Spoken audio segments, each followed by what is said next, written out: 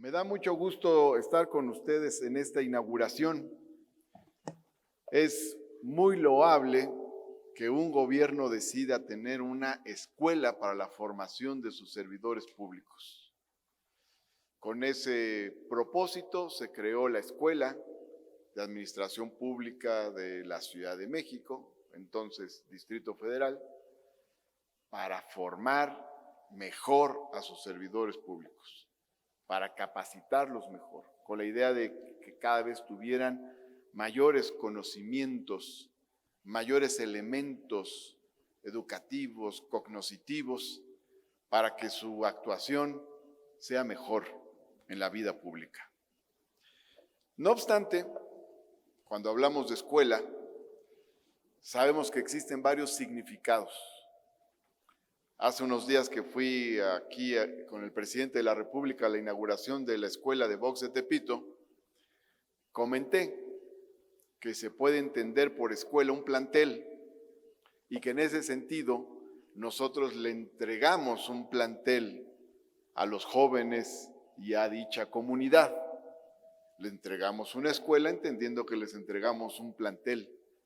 Pero escuela tiene otro significado, u otros, pero uno de ellos es el siguiente.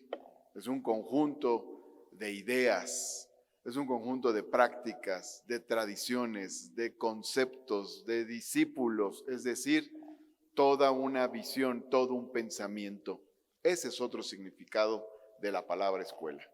En ese momento lo que dije es que en ese sentido, los que nos han dado una escuela a nosotros son los boxeadores de Tepito, que le han aportado a la Ciudad de México y al país una gran escuela de box, entendida como conjunto de prácticas, tradiciones y conocimientos.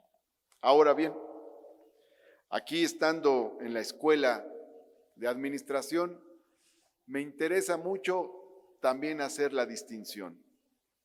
Claro que felicitamos la existencia de la escuela como institución y como espacio académico, pero creo que también estamos creando otra escuela que nos interesa que esté entrelazada con esta escuela. Estamos creando una escuela de pensamiento sobre lo que deben ser los servidores públicos, lo que debe ser el servicio público. Esta es una escuela que rompe con un conjunto de viejos conceptos, rompe con un conjunto de viejas prácticas.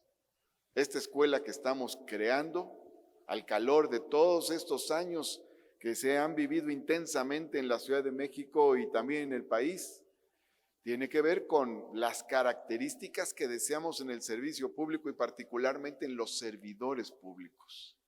Podríamos hacer un listado de todo lo que a la gente no le gusta de los servidores públicos, pero es muy probable que ustedes los tengan presentes, lo tengan presente ese listado. Quisiera enfocarme sobre todo a lo que considero debe ser una escuela de pensamiento de nuevos servidores públicos. Y al respecto quiero tocar brevemente 10 puntos. Primero, hay que acudir al origen de los términos. Vamos a acudir al origen del término servicio. El servidor público es el que sirve, es el que está al servicio del pueblo. Si lo vemos etimológicamente, eso quiere decir, el servidor público es el que está al servicio del pueblo. Eso significa que el servidor público, el funcionario, no es el jefe. El jefe es el pueblo. El funcionario es el súbdito, que está a las órdenes del pueblo. Transformar lo que se ha pensado tradicionalmente va a costar trabajo, pero esta es la visión que tenemos y que queremos inculcar, porque el que ordena es el pueblo, quien ordena es la gente y quien obedece es el gobierno. En segundo punto, me refiero al trabajo. Servir al pueblo es trabajar. Esto tiene que hacernos romper con la idea burocrática de que el servidor público tiene un horario establecido. Es decir, para que me entiendan, hay que desgodinizar el servicio público. No es que el servidor público deba llegar a las 9, salir a las 3 a comer, regresar a las 6 otro rato y luego irse a su casa. Bueno, tal vez en quien tiene una labor propiamente de trabajo de base se puede entender, pero quien ya tiene una responsabilidad, quien ya tiene una responsabilidad de dirección en el servicio público, no puede entender el trabajo desde ese punto de vista. Si hay un sismo a las 3 de la mañana, un conjunto de servidores públicos que tienen determinada responsabilidad deberán estar en una sala de crisis para recibir la información y deberán operar un conjunto de directrices. ¿O acaso alguien podrá decir, son las 3 de la mañana, estoy fuera de horario de servicio? Sería absurdo. Pero pongo un ejemplo extremo. Sin embargo, ocurren muchas otras cosas. Ocurren otras cosas en la vida del servicio público, otras cosas cotidianamente. A veces uno está en domingo y ese domingo hay cosas que hacer. A veces hay tareas que realizar y se tienen que realizar en un breve lapso, y eso significa que se tienen que contar los días claramente para poder cumplir con las metas que nos hemos propuesto. 3, austeridad, austeridad republicana. Este es un principio fundamental, porque quiere decir que el servicio público implica el sacrificio de una aspiración material desmedida. Quien quiera hacer fortuna económica no debe estar en el servicio público. Quien quiera hacer fortuna económica tiene que estar en otro lado. Tiene que estar en el ámbito privado, debe irse a abrir su restaurante, a abrir su negocio, a abrir su empresa y dedicarse de tiempo completo a eso. Pero si alguien llega al servicio público pensando que por esa vía se va a enriquecer, lo que va a hacer es destruir el servicio público. Eso es muy importante porque para quien inicia una carrera en el servicio público debe haber una constante a lo largo del tiempo que le indique que ese es un lugar donde va a tener un cierto sacrificio sus anhelos de aspiraciones materiales. Eso quiere decir que el servidor público debe tener, como decía Juárez, un salario decoroso, pero en la justa medianía. Y eso implica también desmontar mucho de lo que ha sucedido históricamente. Ahora déjenme contarles que me tocó llegar al Senado ahora en 2018 y fui presidente del Senado, presidente de la mesa directiva el primer año. Y llegando hicimos un conjunto de cambios sobre una serie de cosas que ahí estaban. Les pongo unos ejemplos. Había un bono de bienvenida de 400,000 pesos para los senadores, solo por el hecho de llegar al Senado. También había bonos de productividad, por si se desvelaban, los senadores pues les daban un bono de productividad.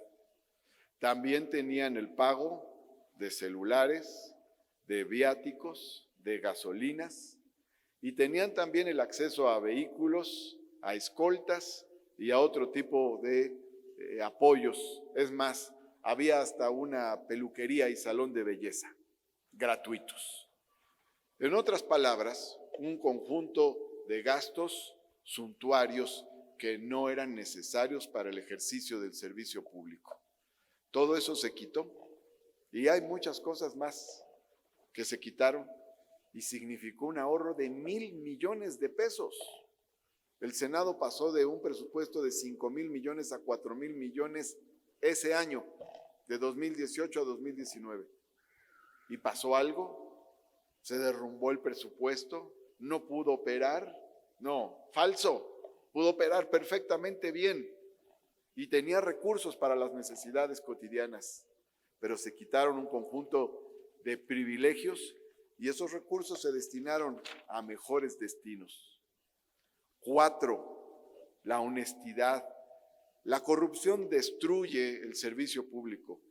Si hay corrupción, es imposible servir, porque lo que priva es otro tipo de interés. La administración se distorsiona, el objeto de la misma queda prácticamente nulificado y obviamente los problemas que tienen que resolverse por los servidores públicos crecen, crecen y crecen. 5, la autonomía frente a los grandes intereses. Estamos en una sociedad que es una sociedad desigual. Es una sociedad donde hay quienes concentran mucha riqueza y quieren más, y donde hay muchos que no tienen, que tienen poco o no tienen nada. Y en esas circunstancias, los grandes intereses económicos presionan siempre para que el servidor público esté a su servicio y no de la gente, no del pueblo. Y es demasiado común que el servidor público o que muchos servidores públicos busquen congraciarse con los grandes intereses económicos. Entonces, no se ponen al servicio del pueblo, sino que se ponen al servicio de esos grandes intereses económicos que presionan por un lado, presionan por otro, presionan hasta conseguir el objetivo que quieren. Entonces, el servicio público tiene que ser autónomo respecto a esos grandes intereses. 6, la función equilibradora y justiciera del servicio público. Si reconocemos que tenemos una sociedad desigual, el servidor público lo que tiene que hacer es ponerse del lado del más débil, porque al final de cuentas, la justicia es favorecer a quien se encuentra en situación de desventaja. La justicia significa equilibrar. Por eso quiere decir que no se puede tratar igual a los desiguales, sino que se tiene que tener preferencia por el desigual. Yo he dicho, y ahora que recientemente tomé posesión del cargo, la jefatura de gobierno, le dije a los compañeros del gabinete, todos los días nos enfrentamos a situaciones, todos los días tenemos que resolver problemas, todos los días tenemos que tomar decisiones. Para tomar decisiones tenemos varias opciones y tenemos que escoger entre esas opciones cuál aplicamos. Yo les dije que apliquemos la opción que beneficie más a las personas que se encuentran en situación de desventaja, discriminación, exclusión, pobreza o algún tipo de situación de desigualdad. Eso es lo que tiene que hacer el servidor público cotidianamente. 7, contacto directo. Hay una frase que lo hace gráfico, esta frase que dice menos escritorio y más territorio. Tal vez alguien diga, un funcionario o funcionaria diga, yo no soy político, no tengo por qué ir a la calle. Yo aquí recibo mis instrucciones en el escritorio, aquí hago las cosas. Pero esto es falso. Todo servidor público debe tener contacto con la gente. Si no tiene contacto con la gente, ¿cómo puede saber lo que debe hacerse? Ahora, por ejemplo, no se acostumbraba que el Ministerio Público tuviera audiencias públicas, audiencias ciudadanas. Y la fiscal Ernestina Godoy empezó a hacer audiencias, ella misma, audiencias ciudadanas. Y la audiencia le permitió conocer situaciones y casos de problemas que existían. Esto es muy importante, porque muchas de las cosas que corren por los laberintos ordinarios de la burocracia, ahí se pierden y tienen un tratamiento eminentemente formal. Pero cuando una persona llega y dice, aquí vivían mis padres, adultos mayores, y llegaron unas personas, los despojaron, los sacaron a la fuerza, no saben cómo defenderse. Entonces, uno adquiere otros elementos para poder resolver esas situaciones. Cuando una persona llega y dice, tal funcionario cobra por realizar un servicio, entonces tiene otra información. La gente habla con nosotros de una manera más directa cuando estamos en las calles de la ciudad. No solo damos un mensaje, también recibimos mucha información. 8. Bienestar social. Este es un punto fundamental. No tiene sentido alguno el servicio público si no persigue el bienestar social. Este es el objetivo fundamental del servicio público, que es cambiar la vida de la gente. Esto ha significado una lucha ideológica muy fuerte, pero México ha sido pionero en esta lucha. Ya cuando se debatía la Constitución de 1917, los grandes juristas, doctos, las eminencias del derecho decían: no puede haber derechos sociales en una Constitución. Una Constitución debe tener su parte orgánica y su parte dogmática. Su parte orgánica, que define cuáles son los órganos del Estado, y la parte dogmática, que define los derechos del individuo. Pero no puede haber derechos sociales. Los constituyentes del 17, soldados, campesinos, obreros, periodistas, intelectuales que estaban en el constituyente, que hacían mayoría en el constituyente, decidieron otra cosa y cambiaron el derecho. Y decidieron incorporar el derecho a la educación, el derecho al trabajo, el derecho a la tierra, entre otros, y abrieron la puerta para que otras constituciones en los años posteriores hicieran lo mismo. Los derechos sociales son obligaciones del Estado, y lo que permite darle un rostro humano al poder político son los derechos sociales, son los derechos de bienestar. Por eso coincido con la idea de que ha dicho el presidente, que el poder se convierte en virtud cuando se pone al servicio de los demás. Si no se busca el bienestar social, el servicio público no es un noble oficio. 9, por paradójico que parezca, en esta nueva escuela de pensamiento es muy importante el combate a la burocracia. La burocracia es tal vez el peor enemigo que tiene un gobierno. Todo lo que se dice no se puede. Luego abundan los asesores, colaboradores, jurídicos, etcétera, que, como dice la frase, en lugar de volver en sí, vuelven en no. Y uno dice: queremos desarrollar esta iniciativa. No se puede.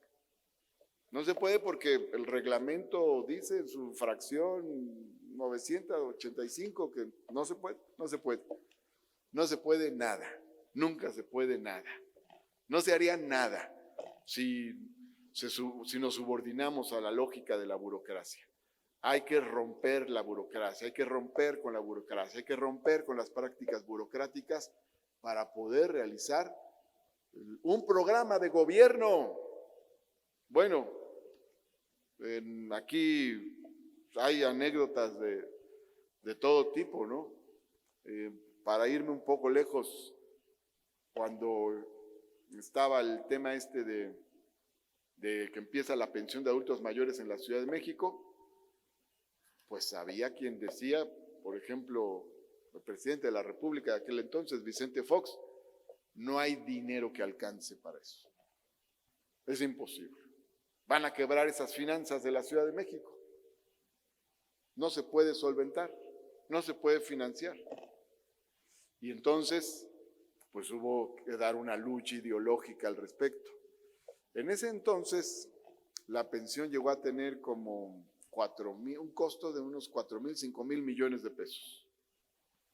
Claro que ha habido inflación y ha habido cambios, pero nada más el costo de la pensión de los adultos mayores de la Ciudad de México, que ya es un programa federal, pero me quiero referir a los costos, es del orden de 46,000 millones de pesos.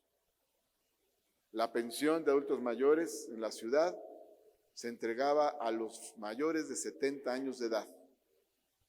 Luego bajó la edad a 68 y también se decía, no va a alcanzar. Y luego bajó la edad a 65 y además se duplicó el monto de la pensión y por supuesto que fue perfectamente posible.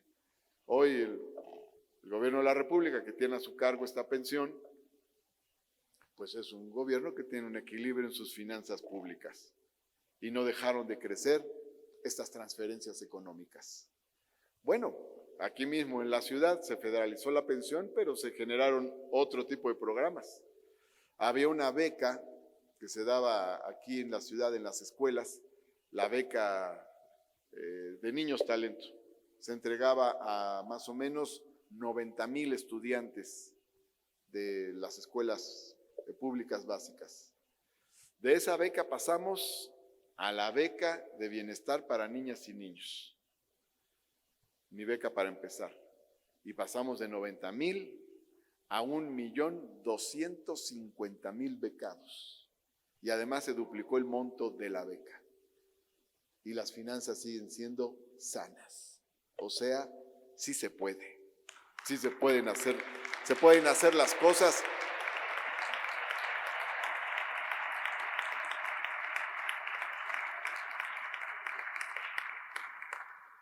Se pueden hacer las cosas.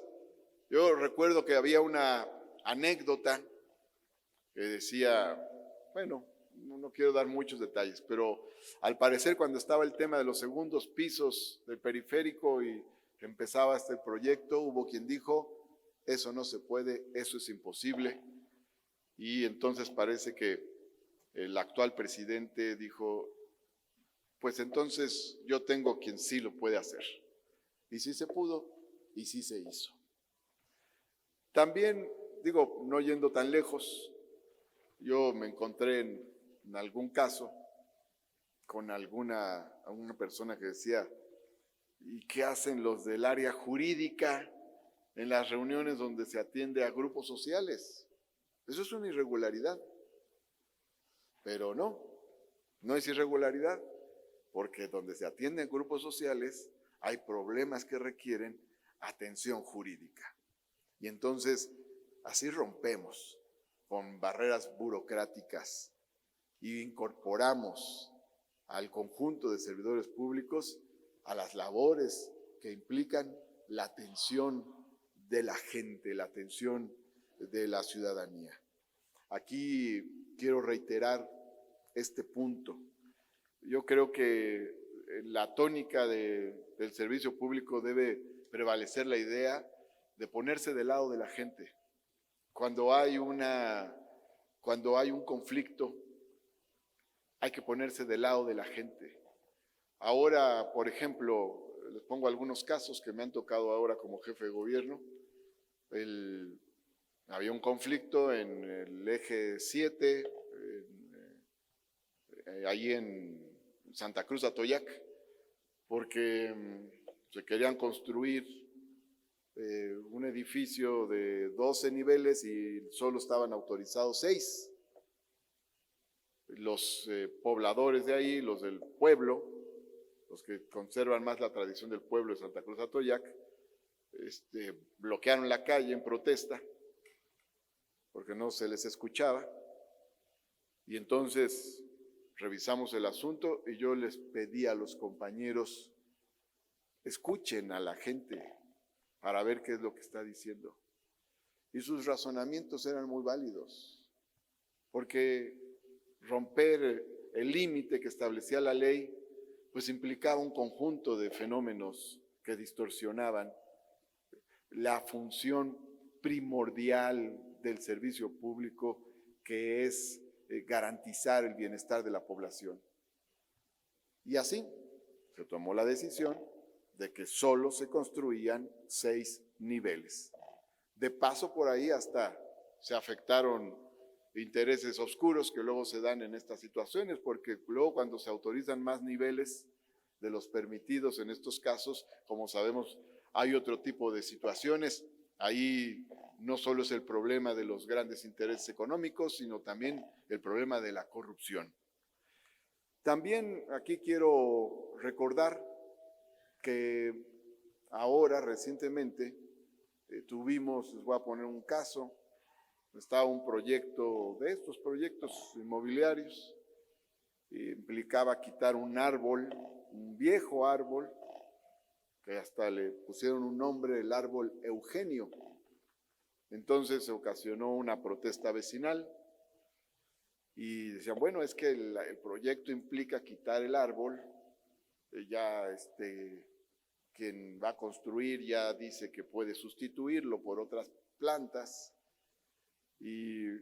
pero los vecinos no quieren que se quite el árbol Eugenio.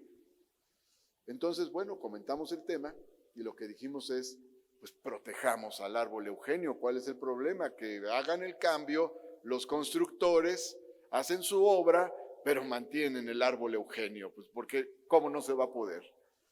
Y ahora, en días pasados, he escuchado yo a vecinos de la colonia Villa de Cortés, vecinos de Villa de Cortés, vecinos de La Postal y de otras colonias cercanas al lugar donde está Astros, por el metro Villa de Cortés, porque ahí se busca construir un megaproyecto y hay oposición vecinal. Y entonces, haciéndonos eco de la solicitud de los vecinos, al parecer el día de hoy o mañana, en estos días, me parece que hoy mismo la Secretaría de Desarrollo Urbano y Vivienda va a determinar suspender los trámites de ese megaproyecto que se pretende hacer ahí. Primero vamos a escuchar a los vecinos, vamos a escuchar sus razones, nada por la fuerza. Vamos a escuchar a los vecinos que están en contra de este tipo de megaproyectos, porque evidentemente detrás de muchas de estas protestas está el anhelo, está el deseo de que colonias, pueblos, barrios no sean destruidos, barridos por un desarrollo desordenado, un desarrollo alterado y con excesos. Bueno, por último, vocación por el cambio y la transformación. El servicio público no es llegar a una oficina, cubrir un horario y cumplir unas instrucciones. El servicio público tiene la maravilla de que permite moldear la realidad, cambiar las cosas, transformar la vida. Quienes son servidores públicos tienen la posibilidad de cumplir muchos sueños de la gente. ¿Cuántas veces no ha habido personas, comunidades que dicen queremos aquí un parque, queremos aquí la casa del adulto mayor, ayúdenos para poner el arcotecho en la escuela, en fin, es decir, el servicio público permite transformar la realidad. Para mí, eso es lo más apasionante del servicio público, poder incidir en un cambio, en una transformación de una realidad social con la que nos encontramos. Alguien puede decir, ya han ocurrido muchos cambios, pero el cambio es permanente y la disposición que debemos tener siempre es de cambiar, es de transformar, sobre todo transformar para el beneficio de los demás. Y cuando ya cubrimos un programa de cambio, hay que ir por un nuevo programa de transformación. Eso es lo que pienso del servicio público y es lo que considero debe ser una nueva escuela del servicio público, una nueva escuela de pensamiento sobre la función de servidoras y servidores públicos en la ciudad y por supuesto también en el país. Yo los felicito mucho por ese ímpetu que tienen, por el deseo de seguirse formando, de tener siempre nuevos conocimientos, nuevas ideas, nuevas credenciales frente a la sociedad y los invito a que siempre vean las cosas con esta visión de transformación y de servicio y de bienestar de la gente. Abrazo fuerte. Muchas gracias.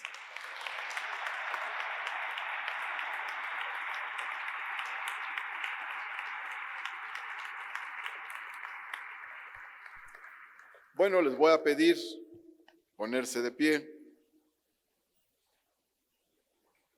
para la declaratoria. Hoy, 16 de febrero del año 2024, siendo las 12:24, doy por inaugurado el ciclo escolar 2024-2025 para la quinta generación de la maestría en Gestión Pública para la Buena Administración que imparte la Escuela de Administración Pública de la Ciudad de México. Les deseo el mayor de los éxitos. Enhorabuena. Felicidades.